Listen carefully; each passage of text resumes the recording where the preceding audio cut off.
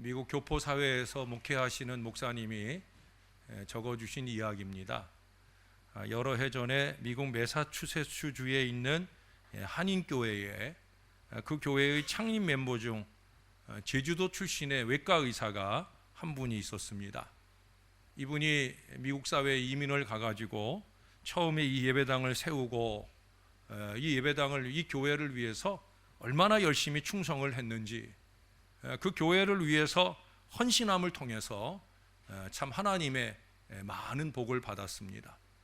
병원을 차렸는데 그 병원이 잘 운영이 되어 가지고 그야말로 많은 돈을 벌었고요. 게다가 자식들도 큰 복을 받아서 정말 세상에 부러울 곳이 없는 그런 분이 되었습니다. 그러나 문제는 뭐냐? 하나님을 섬기면서 복을 받았던 그가 나중에 그렇게 여유롭게 되어지다 보니까 이 하나님 대신에 자식이 우상이 되고 재물이 우상이 되고 자기 사업체가 우상이 되는 안타까운 삶을 살게 되었다는 거예요. 한 번은 그 교회에서 집회를 한다고 해서 목사님이 기회라고 생각하고 그분에게 교회에 나와서 한번 은혜 받으라고 이렇게 권면하는 전화를 했어요. 그랬더니 그분이 목사님께 말씀하시기를, 옛날에 내가 이민 와가지고 고독할 때는 교회도 나가고 예수도 믿었지만 지금 나는 하나도 아쉬울 게 없이 만족합니다. 내가 뭐하러 교회 가겠습니까? 뭐하러 교회 가서 시간 버리고 물질 버리고 정력을 낭비하겠습니까? 난 지금도 충분합니다 라면서 전화를 끊었더라고 하는 거예요. 그는 자기의 인생이 좋은 결과를 마음껏 누리고 있다고 그렇게 생각을 했는지 착각을 했는지 그랬다는 거예요. 그런데 하루는 두 아들의 이 아버지가 의사고 돈도 많으니까 아버지더러 스포츠카를 좀 사달라고. 그래 뭐 돈 많으니까 아주 멋진 스포츠카를 사줬어요. 이 자식들은 부와 교만의 상징으로 이 자동차를 몰고 다니면서 흥겨운 날들을 지나게 됩니다. 어느 날 두 아들이 이 스포츠카를 타고 이렇게 자기 집 앞을 지나가는데 그때 아버지가 자랑스럽게 그 아들들이 운전해 가는 스포츠카를 향해 손을 흔들었어요. 또 아들들도 창문을 열고 아버지 외치면서 자랑스럽게 돌진을 한 겁니다. 그리고 미처 아버지에게 시선을 거두지 못한 채 아주 커다란 아름드리 나무에 스포츠카가 정면으로 충돌을 하게 됩니다. 둘째 아들은 그 자리에서 즉사를 하게 되고요. 큰아들은 한쪽 눈을 잃은 불구 인생을 살게 되었다는 거예요.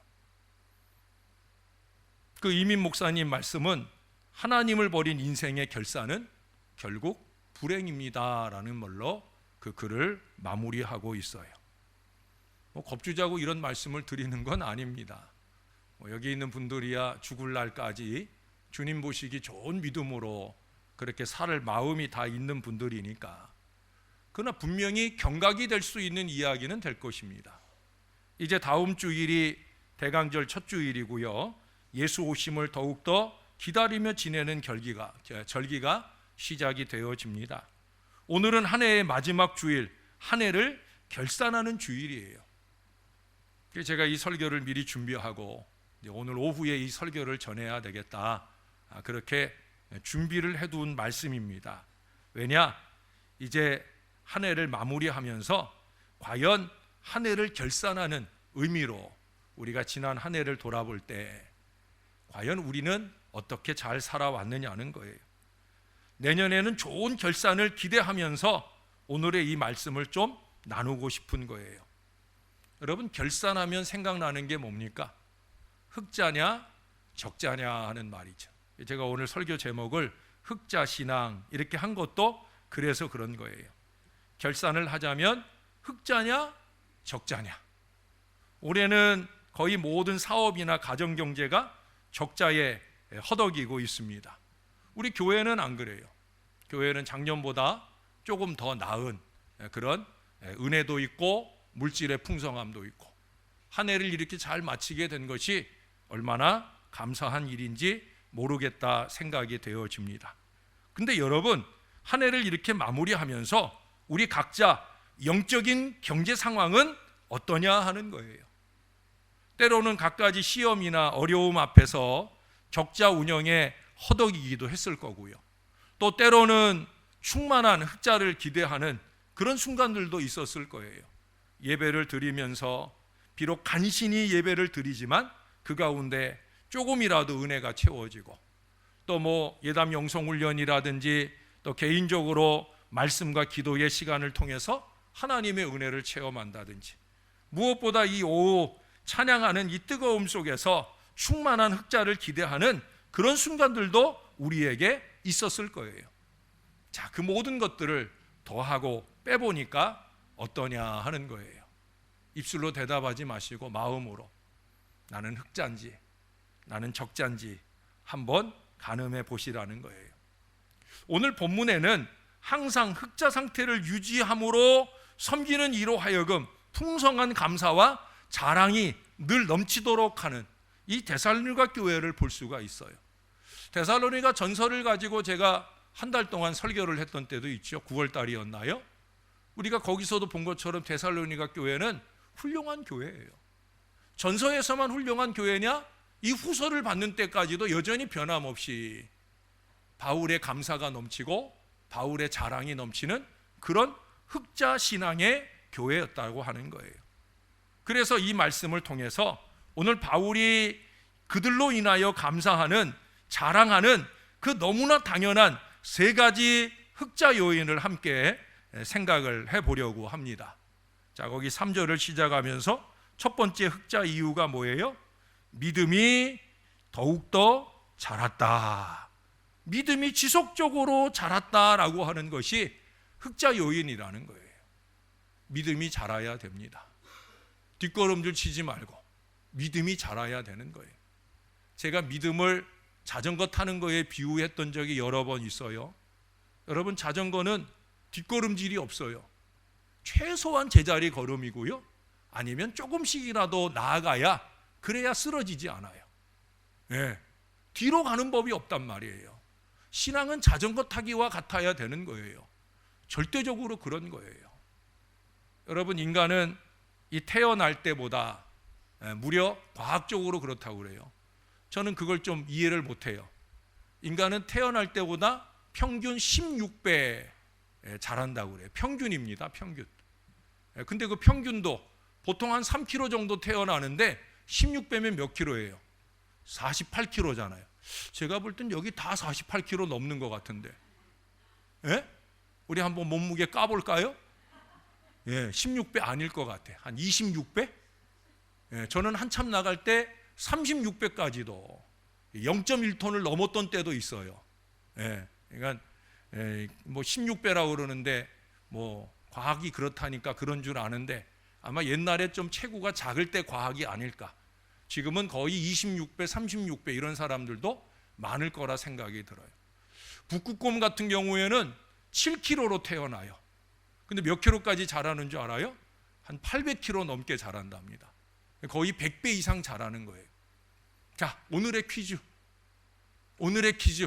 동물들 가운데 가장 태어날 때보다 가장 많은 뱃수로 자라는 동물은 무엇일까요? 오! 야, 정진회 권사님 대단히 훌륭해요. 예.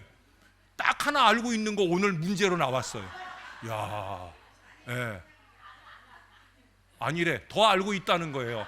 아니, 교만하기까지 해요. 예, 농담이고요. 캥거루예요.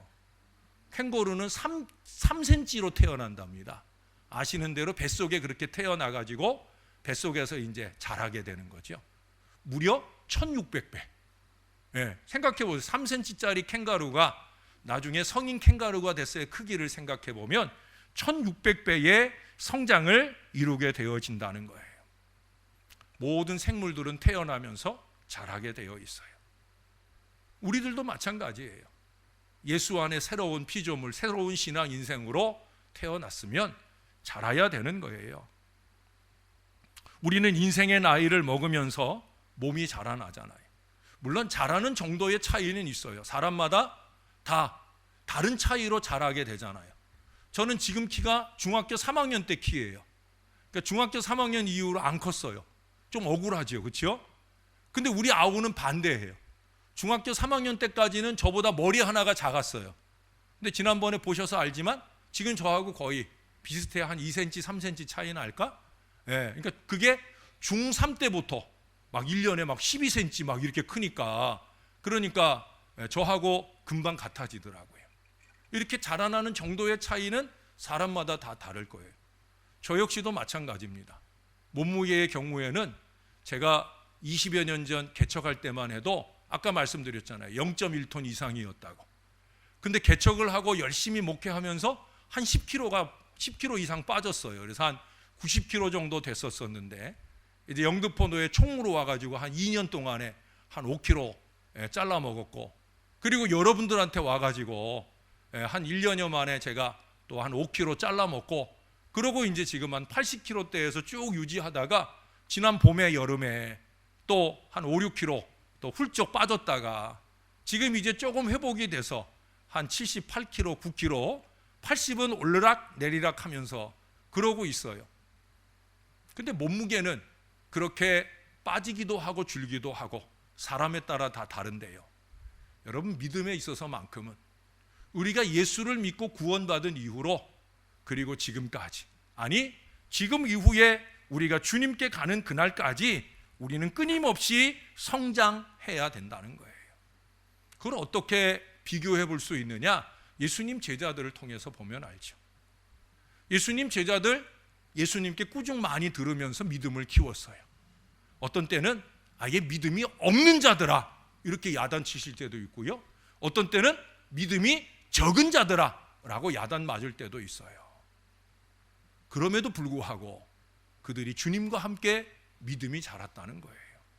특별히 예수님의 십자가와 부활을 체험하면서 더욱더 믿음이 자라게 되고요, 사도행전을 보면 그 사도행전적 사명이 그들 가운데 이어지면서 계속적인 성장이 주를 위해 죽기까지에 이르는 것을 보게 됩니다. 예수님 제자들 거의 대부분이 순교했어요. 주님을 위해, 주님의 복음을 위해 목숨까지도 내놓을 정도의 신앙의 성장, 믿음의 성장을 이루었다는 거예요. 연조로 보면 우리보다 적을 수도 있는 기간에 그들은 그렇게 눈부신 믿음의 성장을 꾸준히 이어갔다는 거예요.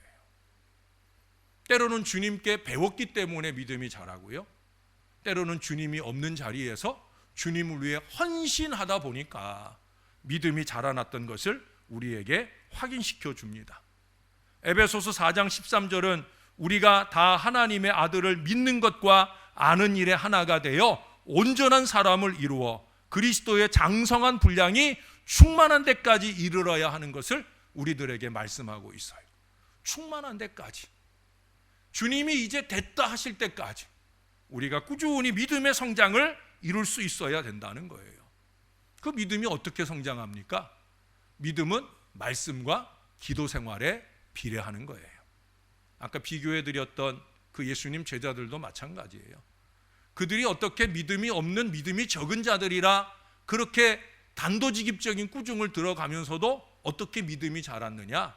그건 바로 말씀과 기도 때문이에요. 마태복음 5장에 산상수훈을 시작하면서도 그러잖아요. 제자들이 예수님께 나아온지라. 그 산상수훈의 주옥 같은 말씀은 누구에게 주어졌느냐? 바로 제자들에게 주어진 거예요.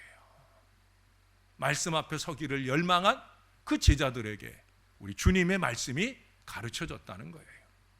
마태복음 13장 같은 데 보면은 예수님이 다른 사람들한테는 비유로 얘기를 해놓고는 자기 제자들만 따로 불러서 그 비유를 풀어서 말씀해 주시는 걸 또 보게 됩니다.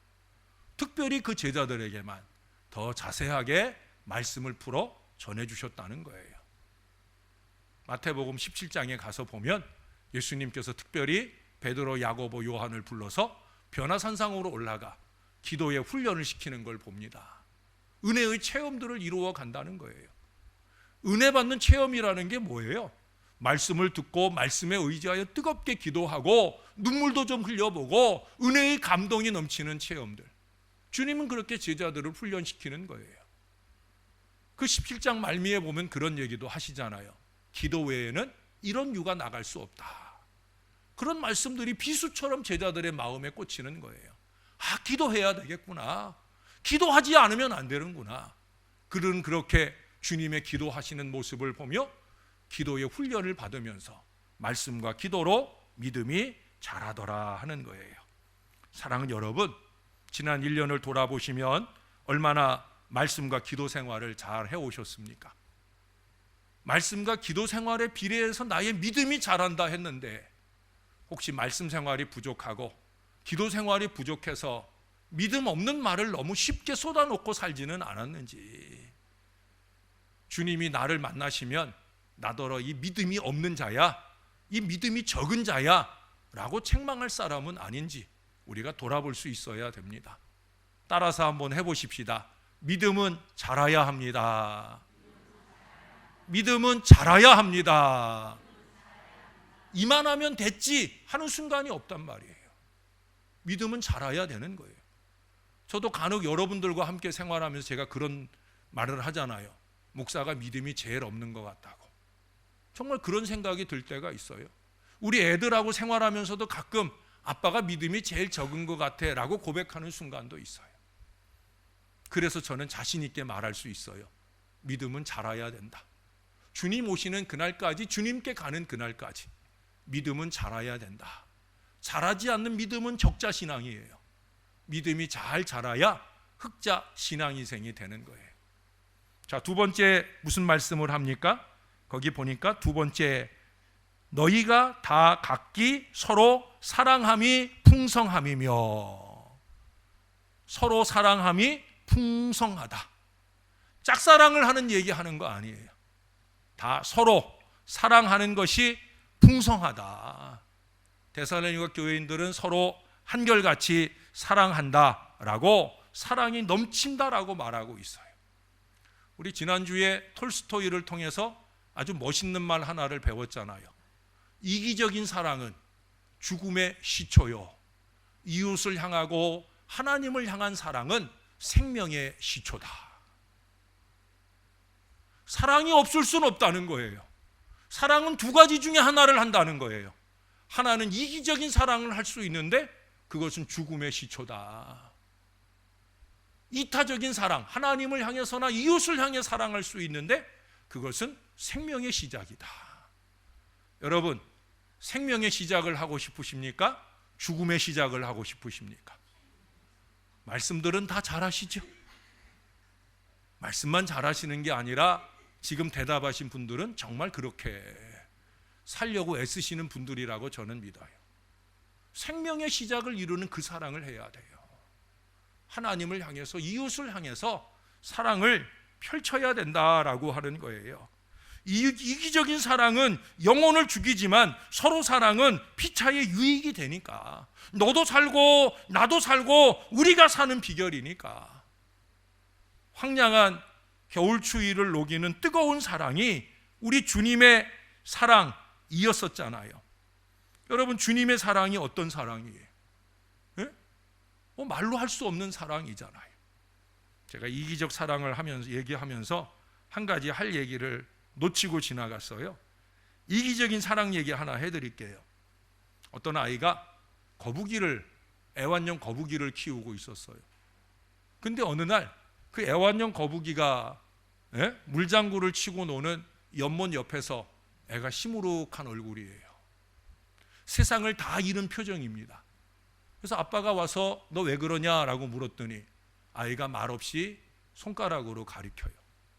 그 연못 옆에 풀밭 위에 거북이가 벌러덩 누워 있어요. 꼼짝을 하지 않는 거예요. 누가 봐도 죽었어요. 그래서 아이가 시무룩한 거예요. 얼마나 애지중지 이쁘게 키웠는데 그저 아침에 일어나면 연못에 와보고 헤엄치며 노는 그 거북이 보는 게 큰 즐거움이었는데 벌러덩 자빠져 죽어 있는 거예요. 너무 낙심한 이 아이를 보면서 아버지가 제안을 해요. 얘야, 우리 이 거북이를 장례식을 잘 치러주자꾸나.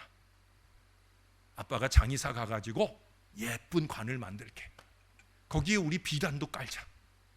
그리고 거북이를 묻어놓을 땅을 잘 파서 이 관을 잘 넣어주고, 우리가 묘비도 만들자. 거북이 이름이 뭐였지? 그 이름도 묘비에 적어주고, 그리고 우리가 날마다 이 거북이 묘지에 예쁜 꽃도 갖다 놓고, 또 혹시 모르니까 이 묘지 옆에 우리가 울타리도 잘 쳐주고, 야 그러자 그러면서 아이의 마음을 위로합니다. 아빠의 그 말을 듣고 애 눈이 초롱초롱해지는 거예요. 정말 그러면 좋을 것 같아요. 그래서 아빠 말대로 일어섰어요. 아빠랑 같이 가가지고 장례식 준비를 해요. 아빠가 말한 대로 관도 만들고요, 비단도 깔고요, 그리고 사람들이 다 준비를 한 뒤에 장례 행렬을 시작을 합니다. 이 아들이 상주가 되어서 관을 다 무게 있게 들고, 그 뒤로 아빠 엄마가 서고, 마침 놀러온 이웃집 아저씨까지 그렇게 장례 행렬을 지어서 연못가로 갑니다. 근데 갔더니 사체가 없는 거예요. 장례를 치러야 되는데 거북이가 없어졌어요. 그래 깜짝 놀래가지고 연못을 들여다보니까 뽀글뽀글 물방울 올라오더니 잠시 후에 거북이가 헤엄을 치면서 올라오는 거예요. 그리고 유유히 아무 일도 없었다는 듯이 연못을 헤엄칩니다. 아이의 눈이 땡그레졌어요. 좋을까요? 나쁠까요? 얼마나 좋은 일이에요. 근데 이 아이가 그러더랍니다. 장례 준비를 너무 열심히 했는지 이 아이가 어른들을 보고 이렇게 말하더랍니다. 아빠, 우리 저 거북이 죽이자. 예? 지금까지 거북이 사랑한 건 누구를 위한 사랑이었어요? 자기 즐거움을 위한 사랑이에요. 이 거북이 장례식을 위해 너무 즐겁게 준비를 했는데 이 장례식을 망쳐버린 거북이를 죽여버리자. 여러분, 그게 아이이기 때문에만 그럴까요? 예? 아니더라는 거예요. 이기적인 사랑에 젖어 있는 우리 어리석은 인생들은 어쩌면 그렇게 애중으로 바꿔가는 일을 너무 쉽게 범할 때가 많지는 않은지, 사랑에 대해 오해하고 스토킹으로 그 사랑의 대상을 괴롭히는 경우가 얼마나 많아요. 그런 사랑은 사랑이 아닙니다. 우리 예수님의 사랑은 어떤 사랑이에요? 이제 이번 주 지나고 다음 주에 우리가 아가서 8장의 마지막 부분을 볼 텐데, 거기 아가서 8장 6절부터 7절에 보면 아주 멋있는 표현이 하나 나와요. 그게 뭐냐면 죽음같이 강한 사랑이라는 표현이 나와요. 누구의 사랑이? 우리를 향한 하나님의 사랑이, 우리를 향한 우리 예수님의 사랑, 십자가에 달려 죽으신 그 사랑이, 자기 목숨을 내어주면서까지 한 사랑이 죽음같이 강한 사랑, 죽음보다 강한 사랑, 바로 그런 사랑이었다는 거예요. 여러분, 우리가 사랑받을 만한 자격이 있어서 하나님이 우리를 사랑해 주셔요? 그래요, 여러분? 여러분은 그렇습니까? 내가 이 정도 했으니 하나님 나 사랑하는 거지. 여러분 그렇게 생각하셔요? 저는 한 번도 그렇게 생각해 본 적 없어요. 전 누구보다 열심을 다해서 목회하고 있지만 그것이 하나님께 사랑받을 이유다라고 생각해 본 적 없어요. 그렇잖아요. 나 같은 놈을 하나님 사랑해 주시다니, 나 같은 놈을 목사 삼아 주시고, 나 같은 놈을 이 신월 제일교회 같은 이 좋은 목회지를 맡겨주시다니, 그 사랑의 근거는 내가 하나님을 사랑한 만큼의 사랑이 절대 아니란 말이죠. 하나님이 그냥 사랑해 주시는 거예요. 나는 너무나 부족하고 나는 너무나 한심한데 하나님은 그런 나를 용납해 주시고 사랑해 주셨다는 거예요. 저만 그렇습니까? 여러분들은 어떻습니까? 하나님이 여러분을 사랑하시는 게 내가 사랑받을 만해서, 그래서 하나님이 날 사랑하시는 거지 라고 생각할 사람이, 내가 손들고 있으니까 자기도 모르게 손드는 사람이 있을런지 몰라도 정말 그러신 분들은 아무도 없을 거예요. 그런데 하나님이 사랑해 주신다니까요. 어제 새벽에도 우리가 본 말씀처럼 아직도 나를 어여쁘다 그렇게 품어주신다니까요. 사랑은 그런 거예요, 여러분. 사랑은 그런 거예요. 그래서 우리가 자꾸 하나님의 그 사랑 앞에 굴복할 수밖에 없는 거예요. 이러한 감정이 치솟아 오르더라도 다시 한번 그 감정을 누를 수밖에 없는 이유가 바로 거기에 있는 거예요.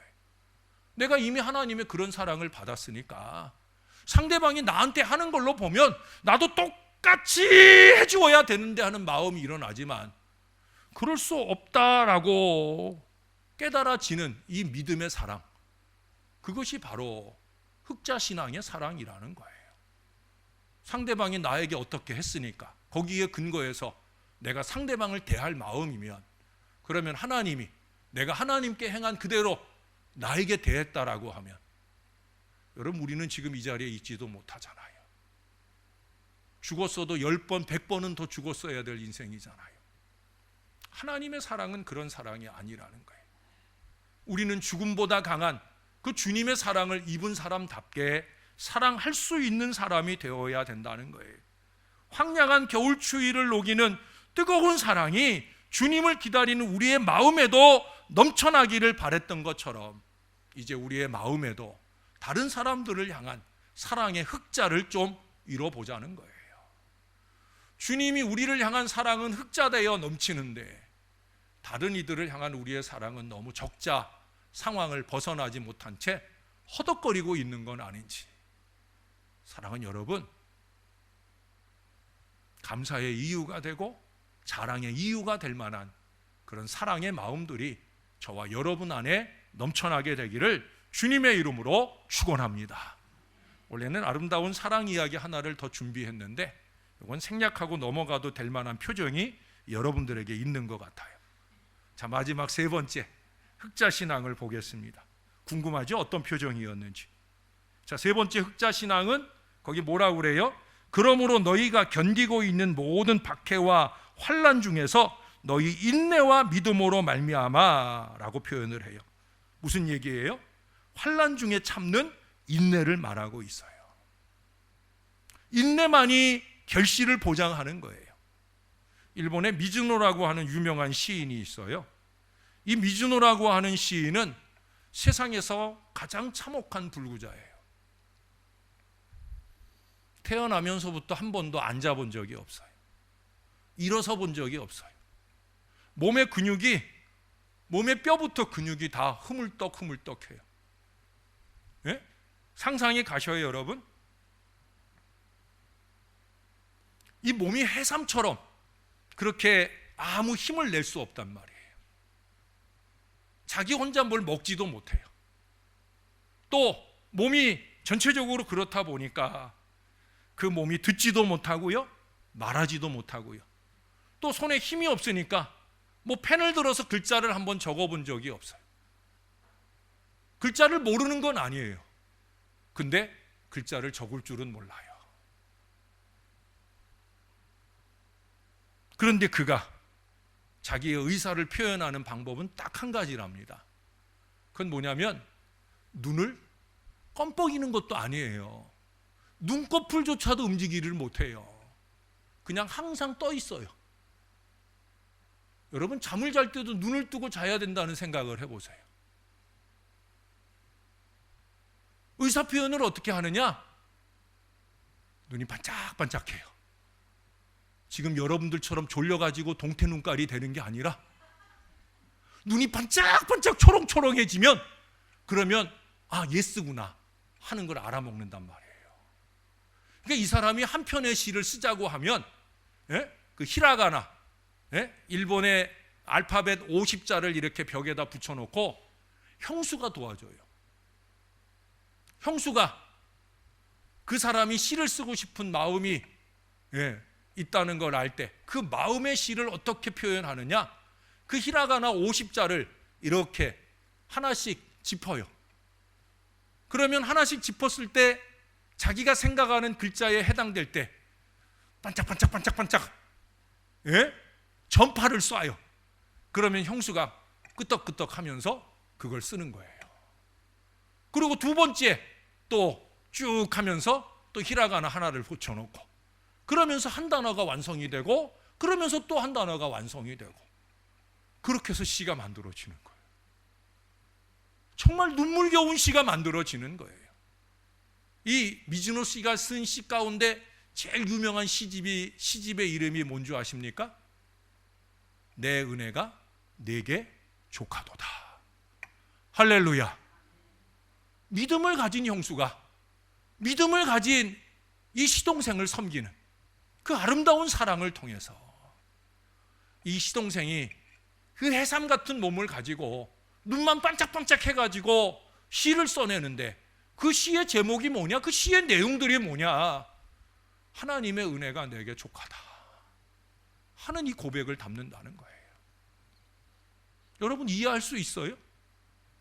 그에게 필요한 것은 주님의 은혜를 깨달아 아는 것이 아니라 그에게 필요한 것은 불행에 대한 불평과 원망일 것 같은데 그는 그러고 있지 않다는 거예요.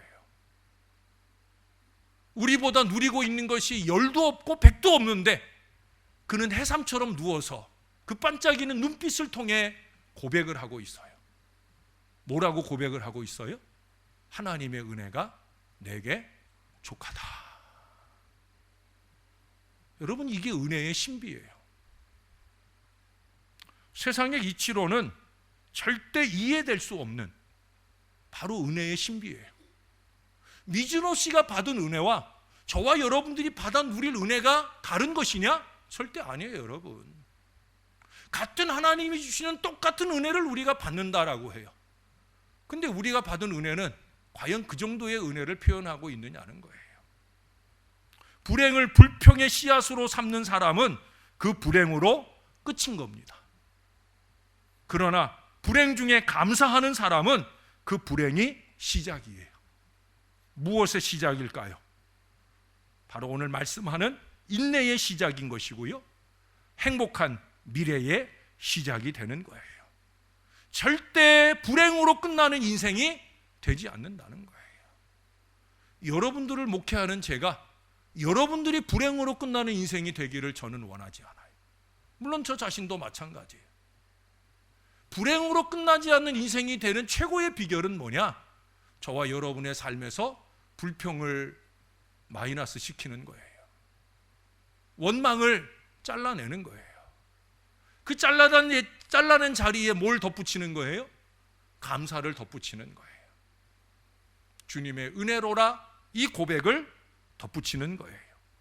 그것이 우리에게 살 소망을 안겨주는 비결입니다.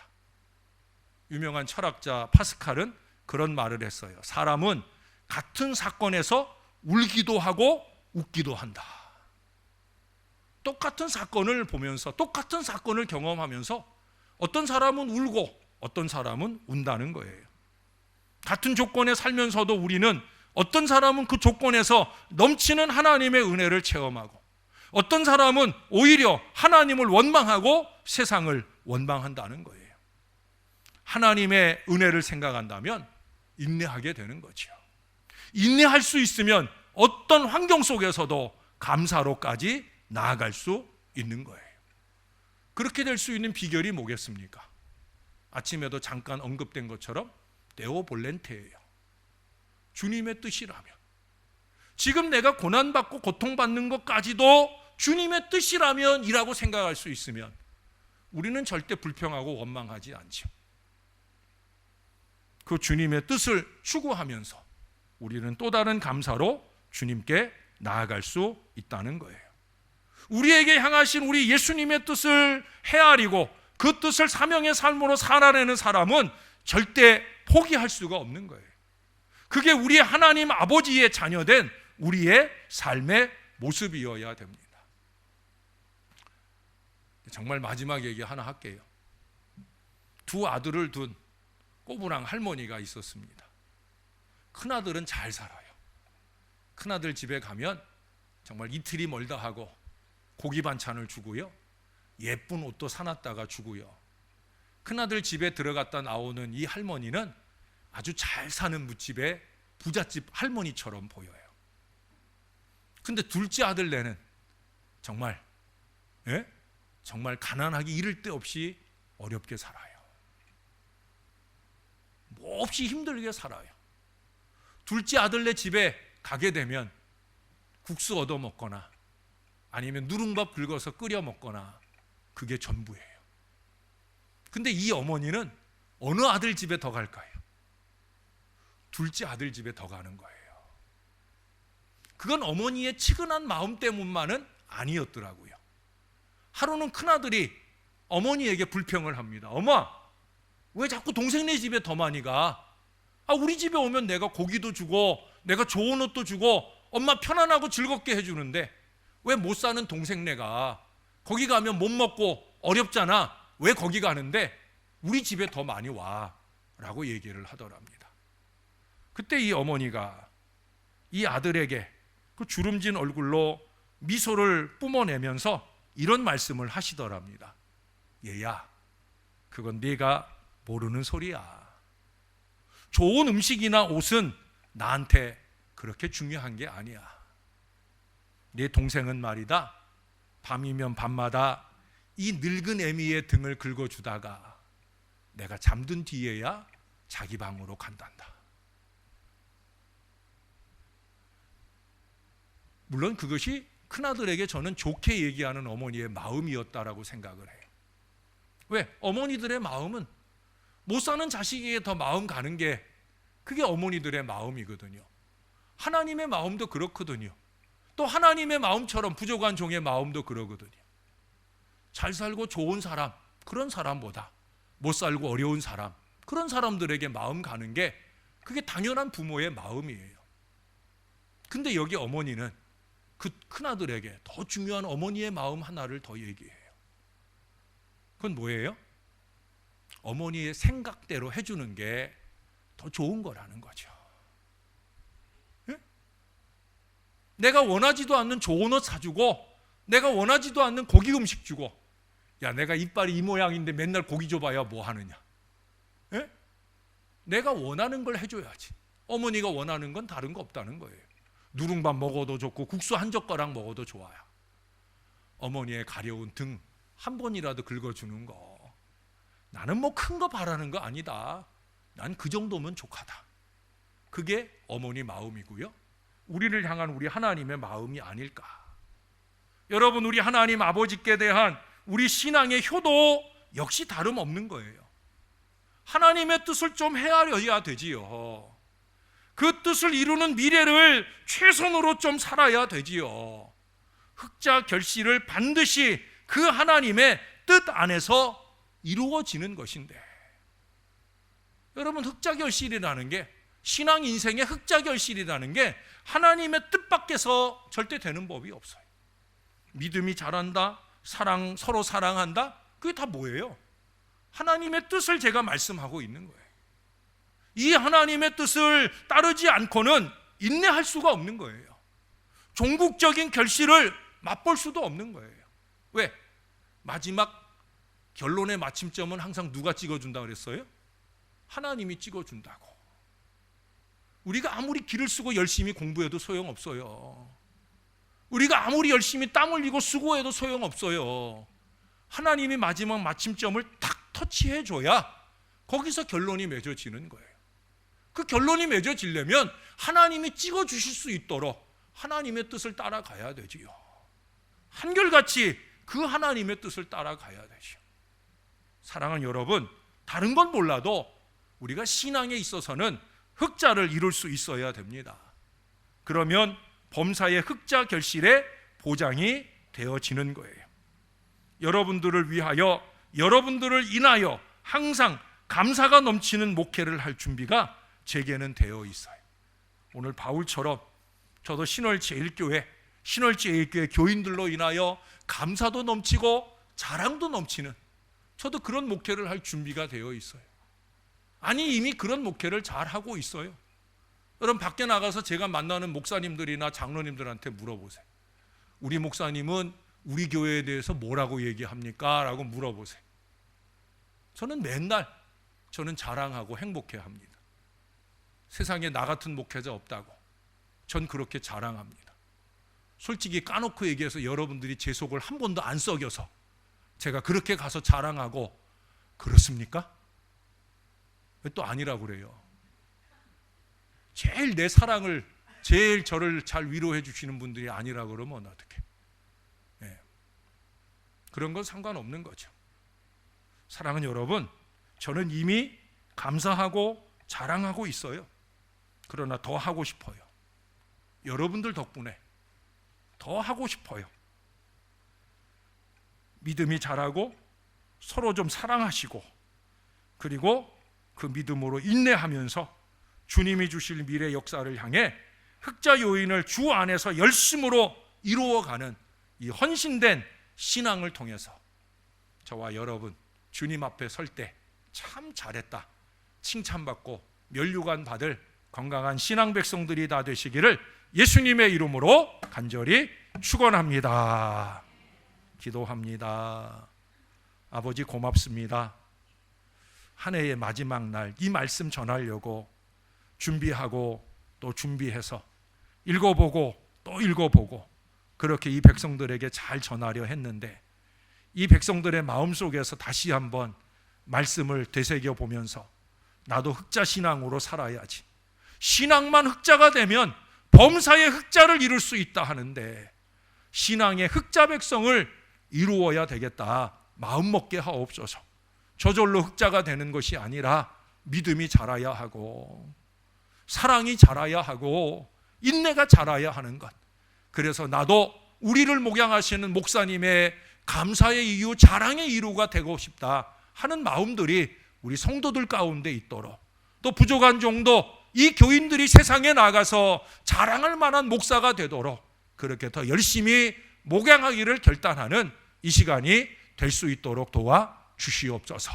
코람데오 데오 볼렌테, 이 믿음의 깃발을 양쪽에 높이 세우고 힘있는 전진을 이어가는 참신앙의 백성들로 넘쳐나는 우리 신월 제일교회 되도록 축복하시옵소서. 감사합니다. 예수님 이름으로 기도합니다. 아멘.